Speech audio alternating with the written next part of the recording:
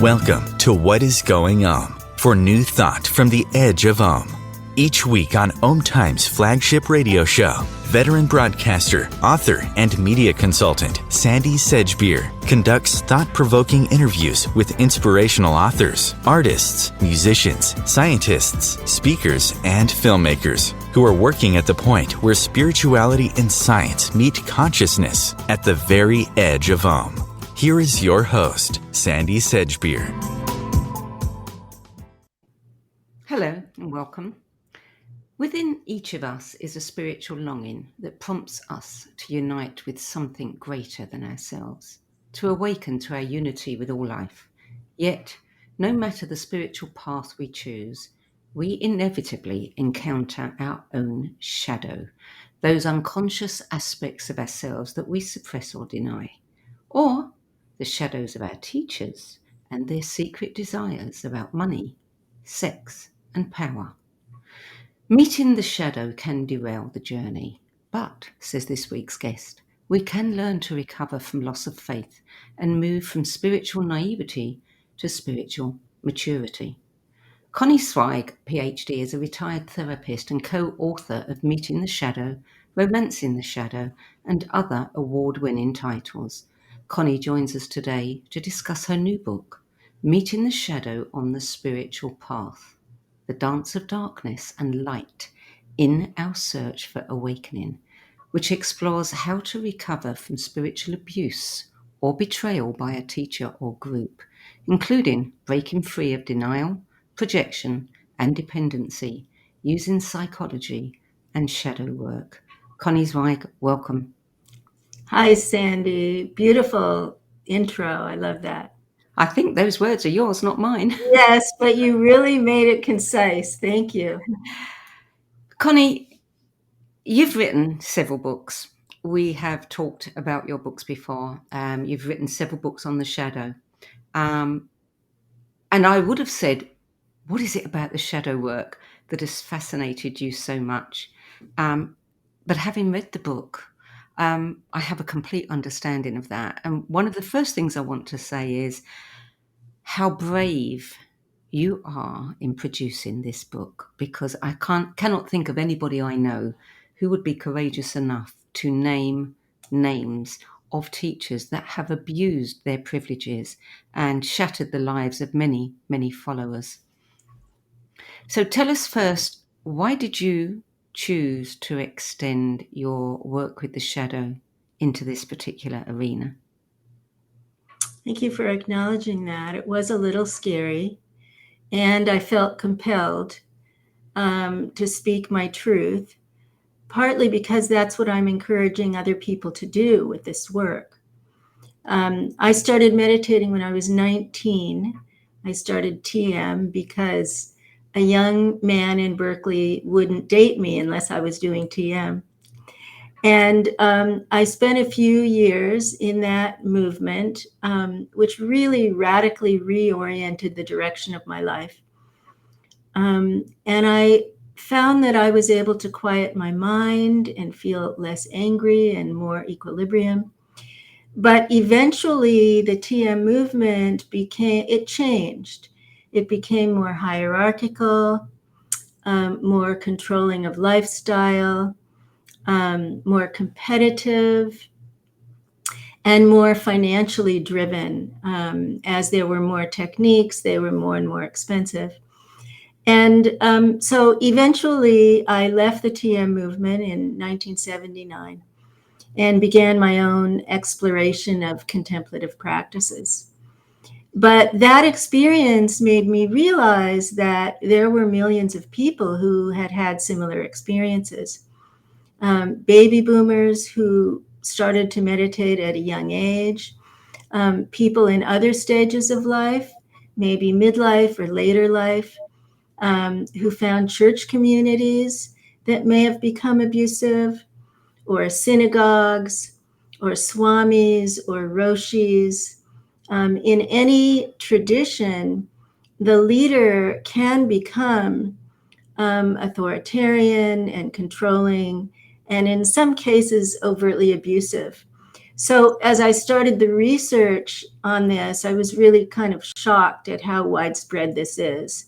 And it just became clear that with an understanding of the shadow from depth psychology, people could find guidance who had really suffered through this experience.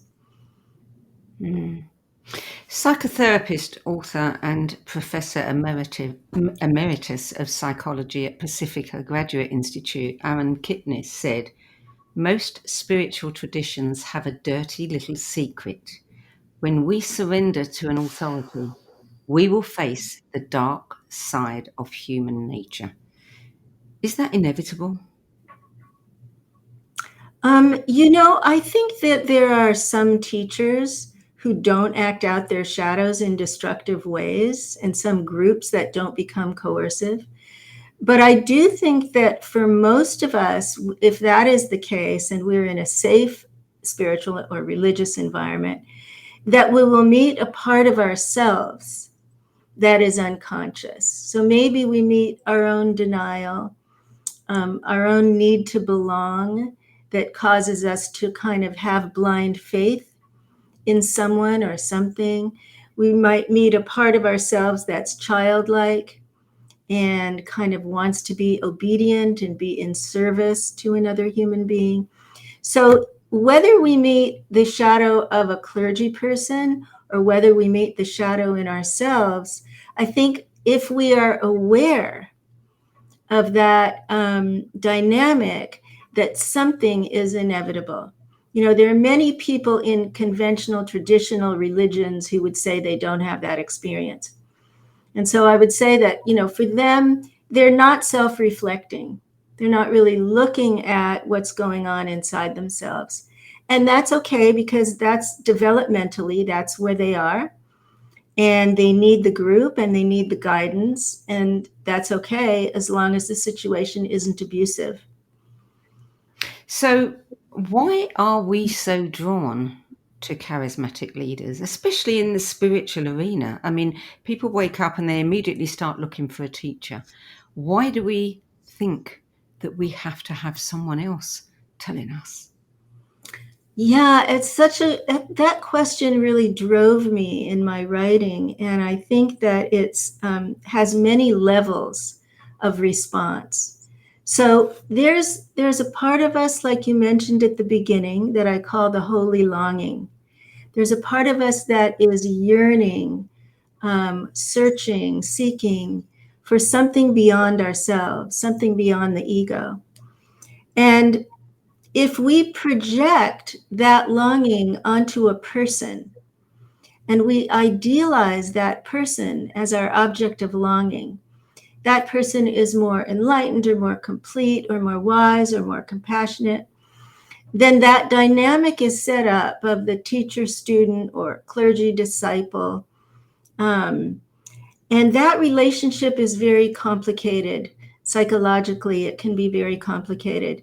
So, for example, if there is a part of us that's in the shadow, in the unconscious, that needs to be childlike, that doesn't really want to make decisions or feel agency for our own lives, but in fact wants to be told what to do and what to believe. And that is generally in the shadow in our culture because of the conscious emphasis on independence and autonomy. So if that childlike part of us is unconscious, we can bring that to a charismatic clergy person and set up this teacher-child or parent-child dynamic where we're imagining that that person is going to be the perfect parent that we never had. So that's so one level of it is the personal projection of a parent, a male or female parent. Another one is a more archetypal projection with the holy longing, that we imagine that that person is a kind of a godlike human. And then the dynamic kind of ensnares us, and we begin to invest our identity in it. I am an evangelical Christian, or I am a Buddhist practitioner, or whatever the lineage, whatever the denomination, that becomes an identity, and then it's very difficult to loosen that up. If the teacher begins to act out in destructive, harmful ways, people said to me when I interviewed them, I can't leave him. My whole life would be meaningless. I would have nothing because I invested everything in this. People said to me, so I don't want to know. I don't want to know he's an alcoholic. I don't want to know he's raping women because this is my life. I've given my life to this. So that dynamic gets set up initially with that projection onto the charismatic person. And then there's a kind of a trap that happens for the student disciple. And the teacher on the other side of the projection, or the minister or the rabbi, the swami or the lama, is then carrying all this projection, right? Living under this idealization by hundreds, or actually in some cases millions of people. In India, it's millions of people are projecting onto one person. And that is a huge burden. The teachers become isolated. They don't have peer support. A Catholic priest can't say, I'm having sexual impulses, I don't want to be celibate. Or, a swami can't say, I'm really angry, I don't know what to do with it, because they don't have that kind of support. And so they're carrying all this projection, and their shadows get activated. And so they begin to, in some cases, verbally abuse people, shame people, punish, in some cases, sexually act out. Even though they say they're celibate, they're, having sex. In other cases, use drugs and alcohol. So in chapter 5 of the book, there are dozens of stories about contemporary teachers who are kind of caught by their own shadows because of this kind of unprocessed psychological material, emotional material, moral material that hasn't been examined. And this can happen even when people are spiritually advanced. It doesn't mean that they're not in some stage of awakening. They could have profound spiritual experience, but also be acting out their shadows. Did you have any concerns about naming names, because you're leaving yourself, wide open as a target there? I did feel a little concerned about that, but one of the purposes of the book is to ask people in religious and spiritual communities to stop and self-reflect and to really examine their motivations and to really see if they feel safe and if other people are safe, and to speak up if that's not the case. So I look at, how you kind of shift from being a member with blind faith, a naive seeker, to being a bystander and watching something happen to someone else, to being a whistleblower. And I thought, if I'm asking other people to do that, I have to do that myself. I'm uncovering all this profound information about many dozens of teachers. If I don't name names, if I say this anonymous person here, it loses the power of the truth, and I would feel like I'm hiding. So in another book, I did have a spiritual organization reach out to me and tell me that something I published wasn't true about their teacher. And when they actually showed it to me, I removed that from the book. So I'm just trying to, and these are allegations again. They're not proof, they're allegations. Many of these teachers don't ever go to trial. They're not criminally held responsible. There's one person who went to prison recently, Keith Raniere, But in most cases, they don't go to prison. They leave the country, or they continue to get away with it. And so I just decided I kind of I couldn't be hypocritical there. I'm writing about hypocrisy in spiritual community. I had to tell my truth. And so some of these truths have come from people who were victims. It's not like 10 people saying, oh, I heard it from this person who heard it from that person. You're hearing directly from people who were victims to this. So some of the sources are memoirs. Some of the sources are interviews. Some are public publications, like either online or print publications. There are some large newspapers that have told a lot of these stories. And so those have been, backed up by multiple witnesses. So if it was just a rumor, I didn't publish it. So so the evidence was there, and some of them have passed on and have never been taken to task for their behavior. Yes. Right. And some of it is intergenerational. So if we look at, for example, the Shambhala community in Boulder, Colorado, that was started by Chogyam Trungpa Rinpoche. He was an alcoholic, and he was sexually abusive. And there were many reports of both of those issues. And people found all kinds of ways to rationalize. I call it spiritual rationalization, and justify it. Even when he died of alcoholism in his 40s, people said, no, it wasn't the alcohol. So then the person he left as his heir continued that behavior and had sex with his students, knowing that he had HIV, and passed that on to several people who actually died. And then he died, and the person who then took over was the biological son of the founder. And he continued the behavior and eventually was forced to leave the country. I believe he's teaching now in Nepal. So this can go on for generations, and many states don't have penal statutes about sex between clergy and students. And so it's very difficult to prosecute this. I recently met an attorney who has who's focused her practice now on people who are survivors of spiritual abuse. So she's actually taking cases through the courts. But, it's unusual. It's not happening in most cases. The really famous Hatha yogi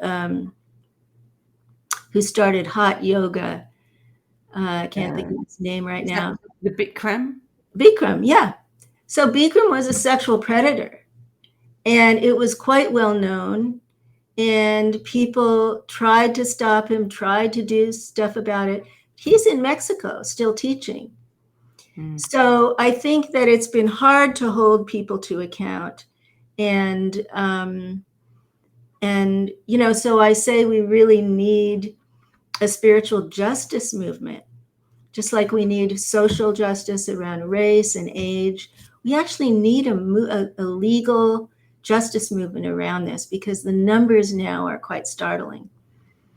I can understand, when you've got millions of people projecting something on you, I can understand the weight of the energy of that. I can understand somebody acting out in some way. What I don't understand is somebody acting out in a way that it is not only devastating to others, but to themselves, and still feel justified in doing it. That's the bit that is very hard to grasp. Well, Sandy, I had to conclude that some of these people are either malignant narcissists or they're sociopaths. And it's hard to say that, because they are revered. Many of them are revered and have many, many followers. But how do you explain what you just said? The lack of empathy, the lack of conscience, the lack of fear because they feel immune to consequences. There are some psychological issues here that are really disturbing, but there are also cultural issues. So, for example, some of the teachers who were born in the East, in Asia, and were told that they're special from birth, it's a lama who's special from birth, or a Zen teacher, and they grow up in monastic situations, feeling chosen, and then they come here and they face this freedom of expression and sexual license and all these cultural differences. And, and they are deeply sexist, and they are deeply repressed in some ways. And so there's a lot of material in the shadow, and they don't have the tools for that kind of self-reflection. They have the tools for spiritual contemplation, but not for psychological self-reflection, or what I call shadow work. And so then they have all this projection on top of all that. So there's sort of many, many layers to this. And for me, none of that excuses the behavior. No. I think that Ken Wilber, integral philosopher, has an interesting framework for this. He says that our development, human development, happens along separate lines, and that we can be very spiritually developed along one line and very emotionally retarded along another line, or morally undeveloped or cognitively undeveloped. So we've seen, some of these teachers publish brilliant books. I mean, Adi Da and Rajneesh Osho and Chogyam, they published brilliant insights into spiritual reality. So they're very cognitively developed, but morally, no development.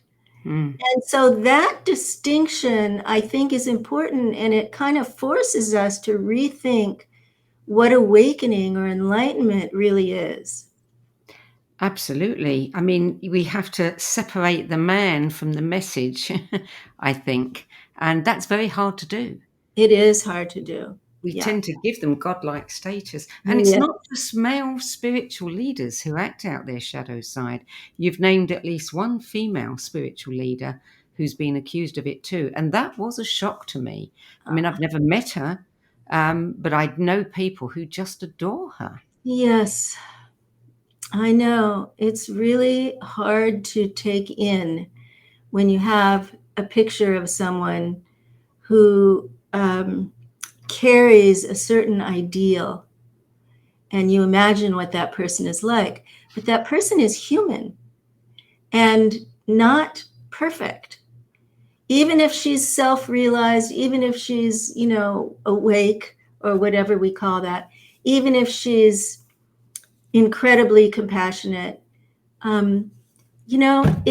it doesn't mean that she or he is perfect. The Dalai Lama was told by a number of his teachers, they gave him a document called Me Too Guru after the Me Too movement. And they told him that there was all this abusive power and sexual abuse going on in his communities, in the Tibetan Buddhist communities in the West. And he said, I know, nothing new. So what does that tell us? It tells us that he's an extraordinary human being, and his gifts cannot be denied. And his wisdom, should not be diminished. And at the same time, he can't look at this blind spot. He has so much investment in Tibetan Buddhism in the West that he has a fear that if this comes out about his teachers, it will all collapse. And so my teaching is not to say that everybody's all bad and, we shouldn't find teachers and we shouldn't meditate. It's to say that the dance of darkness and light is always going on. And so there are tremendous transmissions from a lot of these teachers of, timeless wisdom and profound practices. And at the same time, it doesn't mean that they're perfect and that they don't have shadows.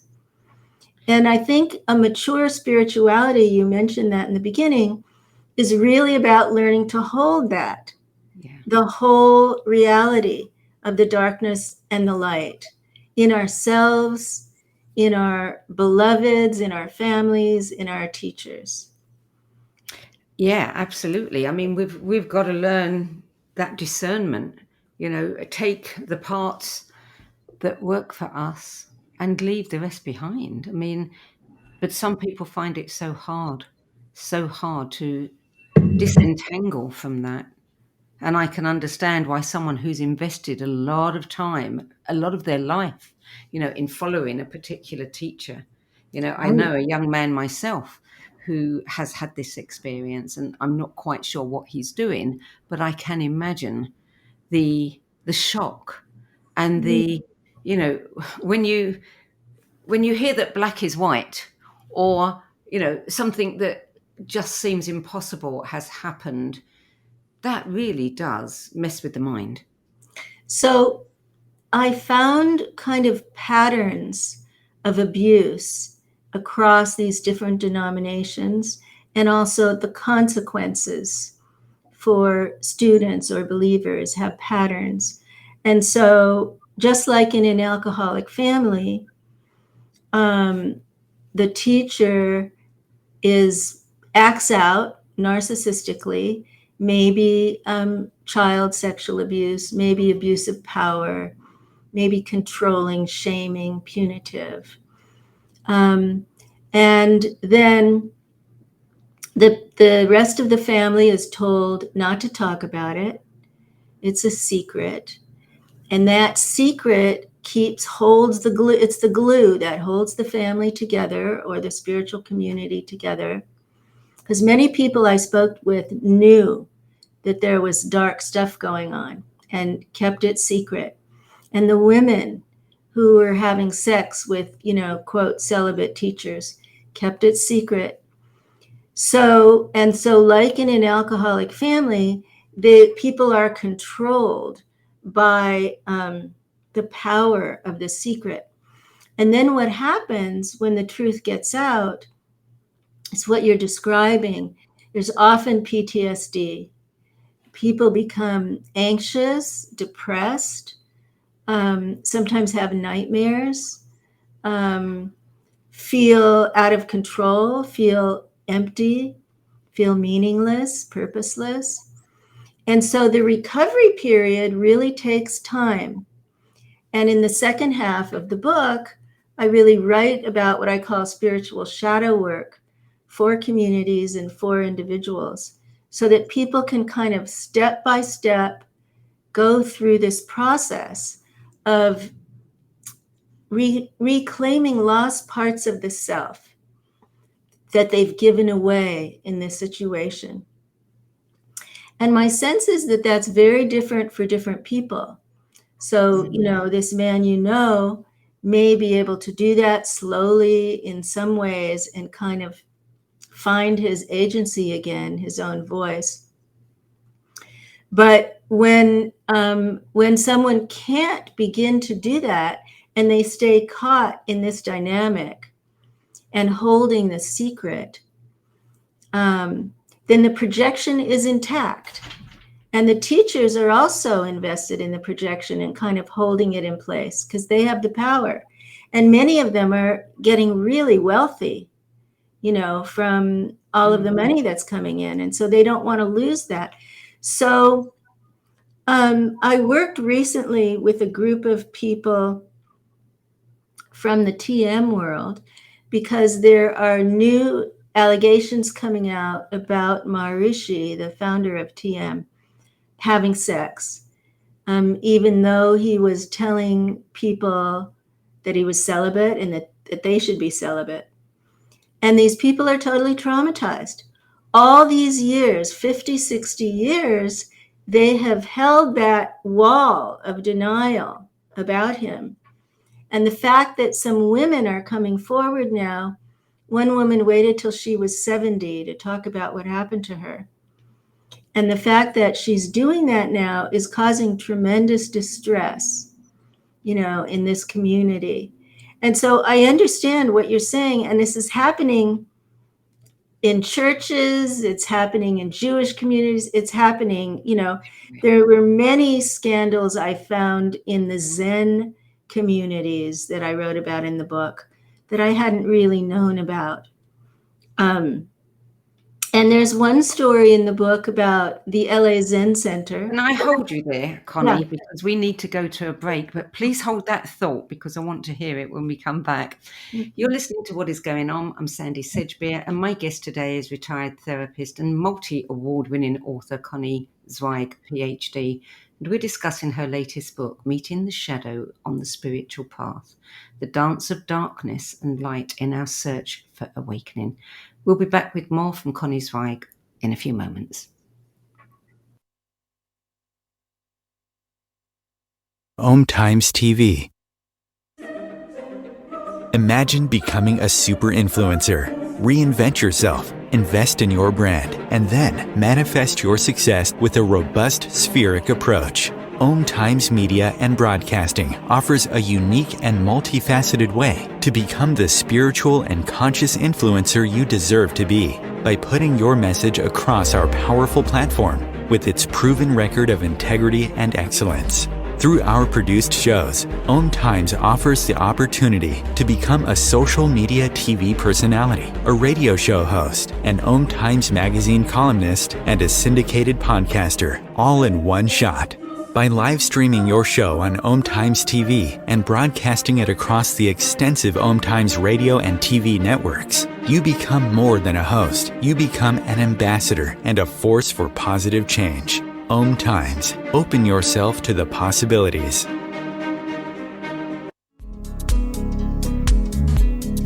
Hello, I'm Sandy Sedgbeer, host of Om Times' flagship radio show, What is Going On? And as an author, editor, and 13 times book judge who's read thousands of books and interviewed hundreds of authors, I'm constantly asked what's really worth reading and what's not. So I created the No BS Spiritual Book Club to help you save time and money by picking the brains of discerning names who have walked this path before you. There's no catch, no fees, and no BS. Just an ever-growing library of 10 best spiritual book lists from some of your favourite authors and teachers, plus free book excerpts, audios and video interviews with people like Don Miguel Ruiz Jr., David G., Lee Harris, Mark Nepo and more. From well-known classics to hidden gems you've never heard of, it's the only no BS guide to the best spiritual books to enlighten your journey of self-discovery. So why not join the club?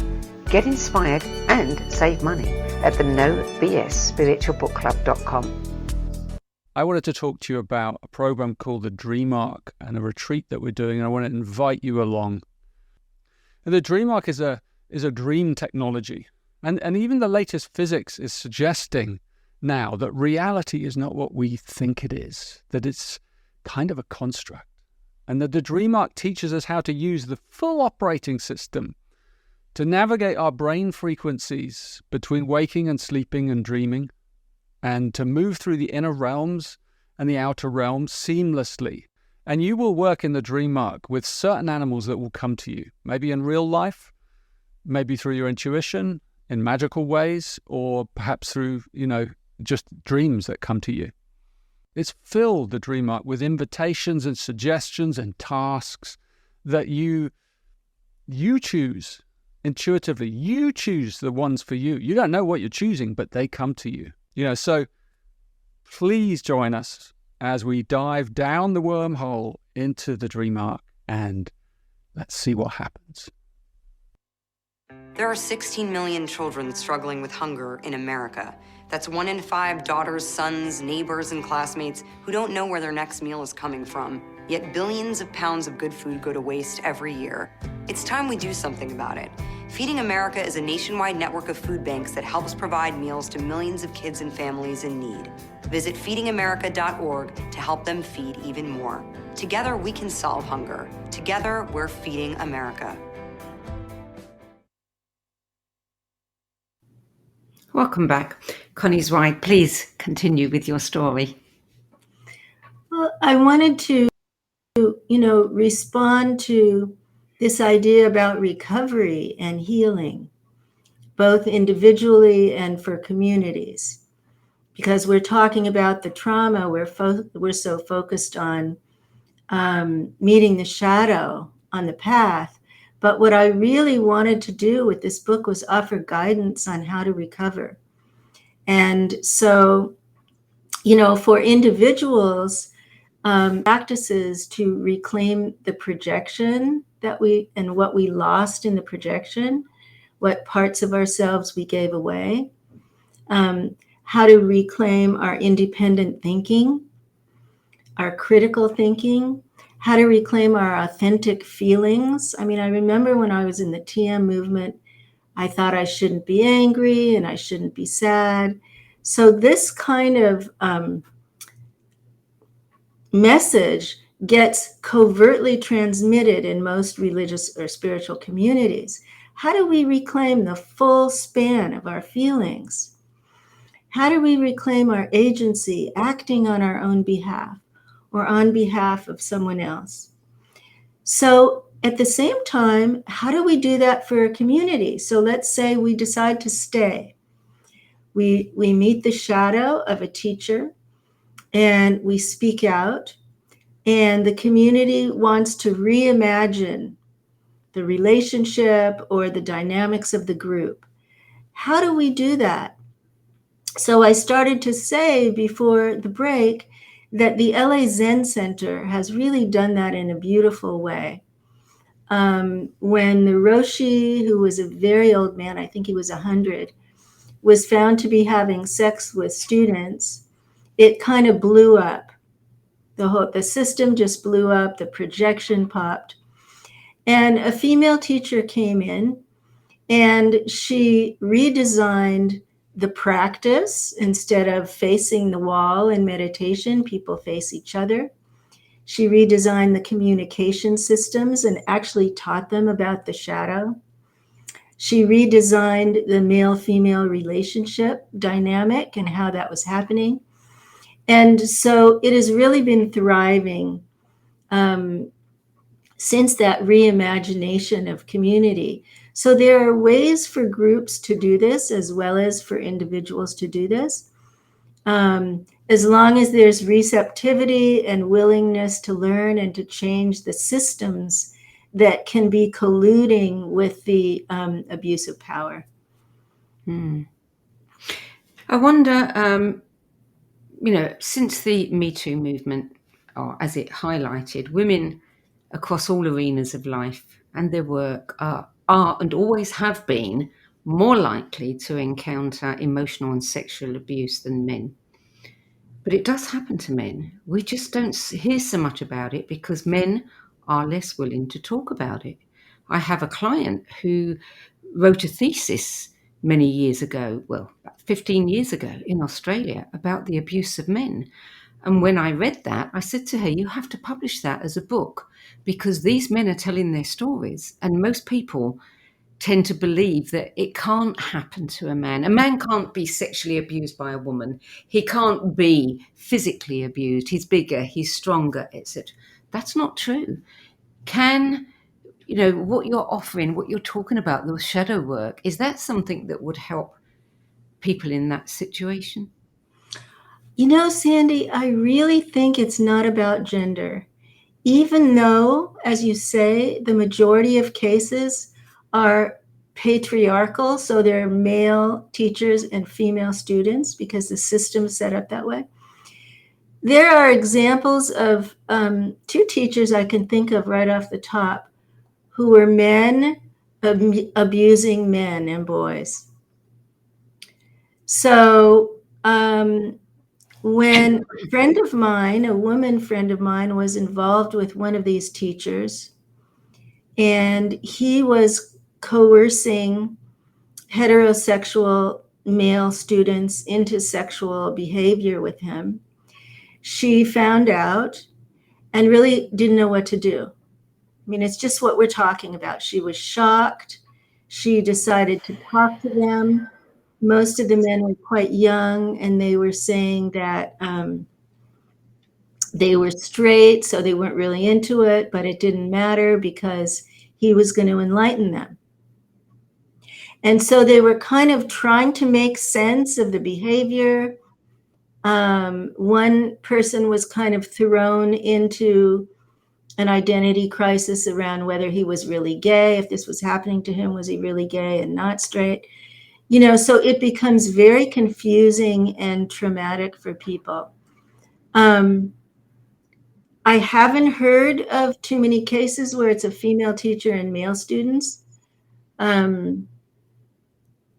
mean, I know there's a case of, you know, with Muktananda, who left his empire to a woman, that there have been scandals about her, but not so much about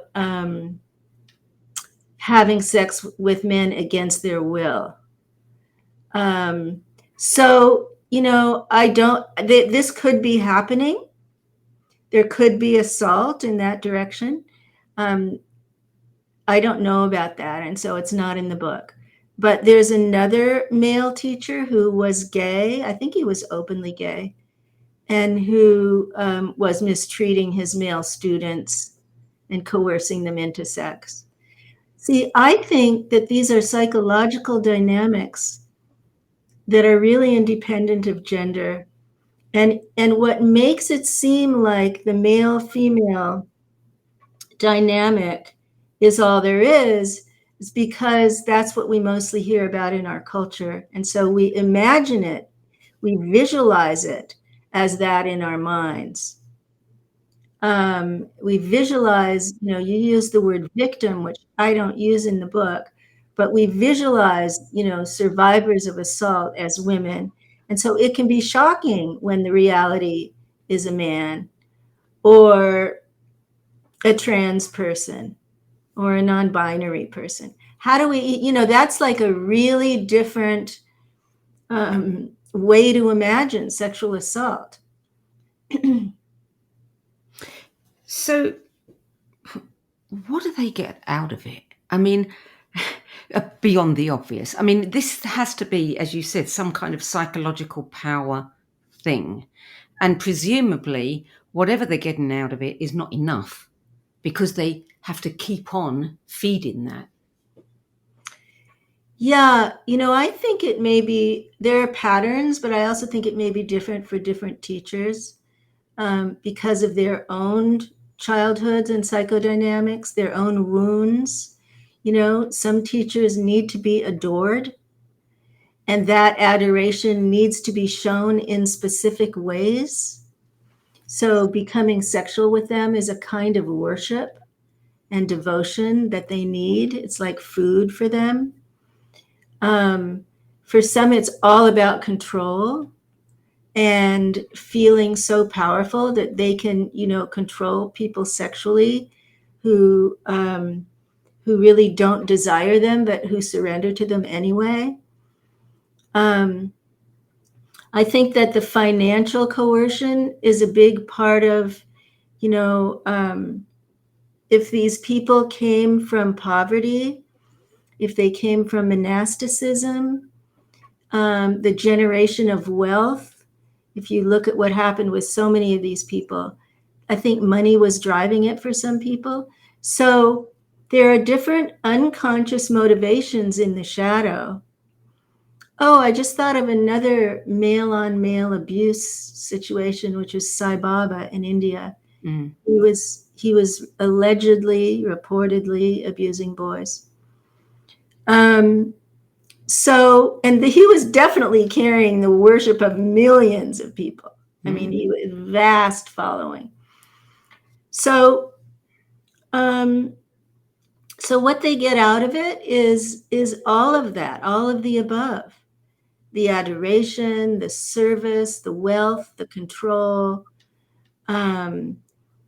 And you're right, it's never enough. It's not like, when we're trained to be psychologists, we learn in our training to carry projection because people need that in therapy.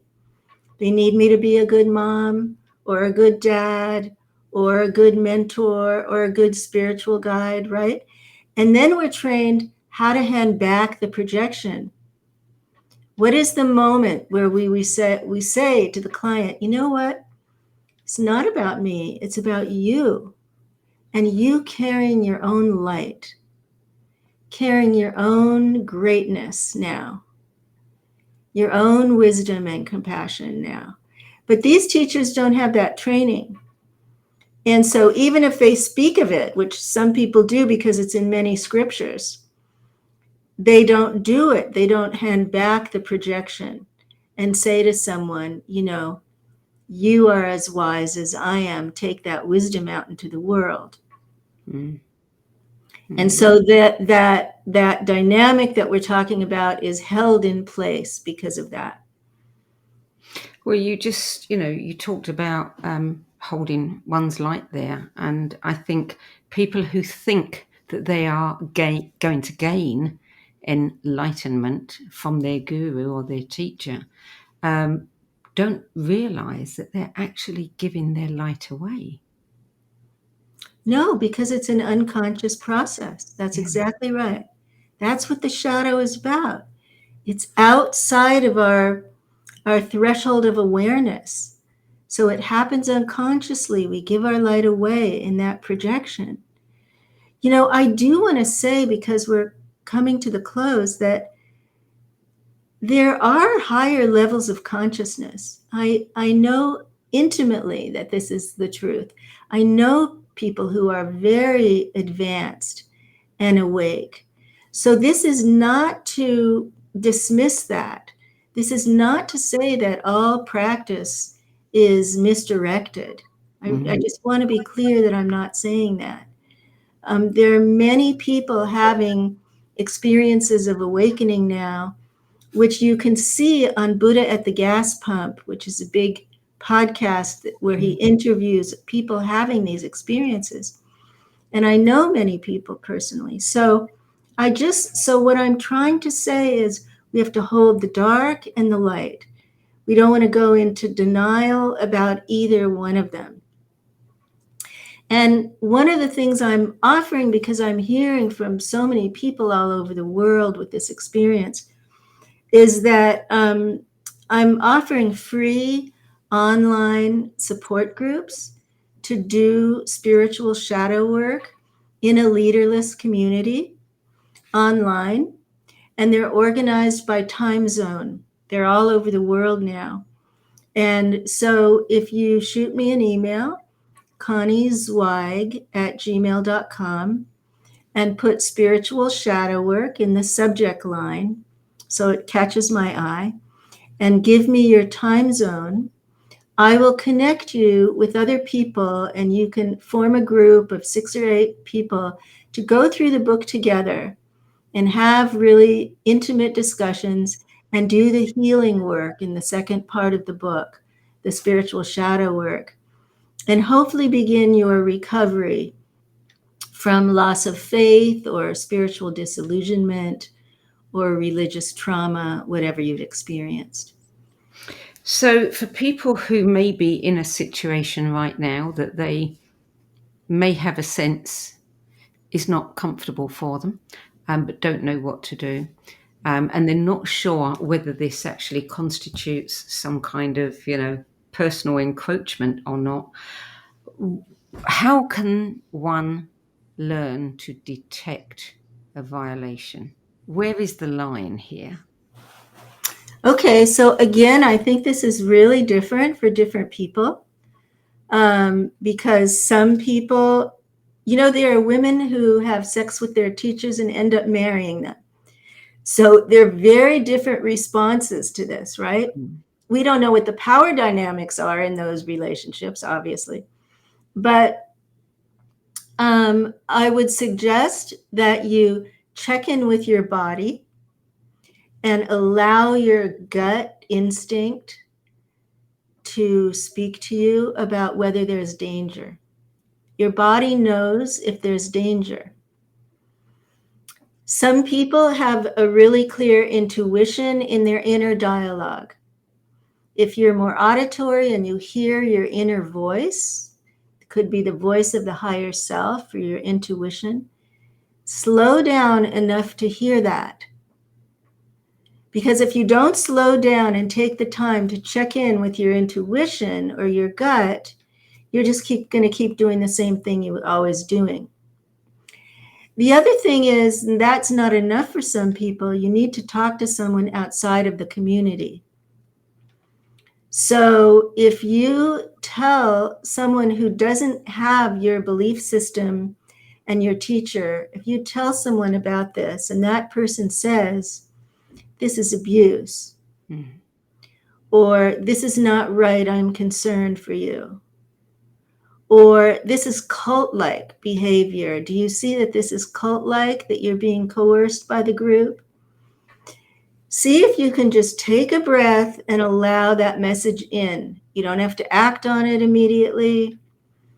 You don't have to worry about it. Just take it in and see what's next. If that's the case, what's next?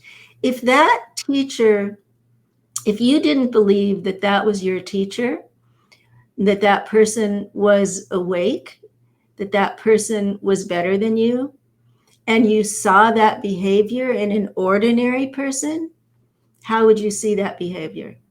How would you evaluate it? You can't rationalize it in the same way if that person is your neighbor, right? Mm-hmm. So there are these different kind of sources of information that we're cut off from in these situations. And it's important to really check in with them. What sort of response have you had to the book?